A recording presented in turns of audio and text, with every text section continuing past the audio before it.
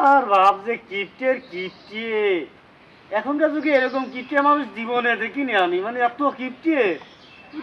খিদেতেই পেটটা শোষো করতেছে, খাতি পারিনি, সকালতে ভাত দিইনি খাতে, আবার সেই দক্ষিণ পাড়ার মাঠটা দেখতে কয়েছে, তাও যাতে পারিনি। আবার সেই সুইটির আসার কথা, সেও আসলো না। কি যে করি আমি চিন্তা করে পাচ্ছি না।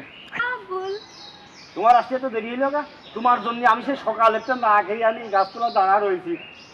আর কইও না, জাস্ট স্যান্ডেলটা ছিঁড়ে গেছিল, তাই আবার বাড়ি গিয়ে পাল্টাতে যে দেরি হয়ে গেছে।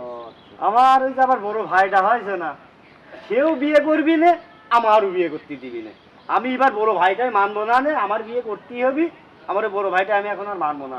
তাড়াতাড়ি রাজি করাও, আমার বাসা থেকে আবার আমার বিয়ের জন্য খুব প্যারা দিতেছে। আমি আর বেশি দিন তোমার জন্য অপেক্ষা করতে পারবো না। তাহলে কি করবো কজন? আমার এই কিপ্টে বাপের কেম্মা আমি শাসন করবো? আমি তো শাসন করতে পারতেছি।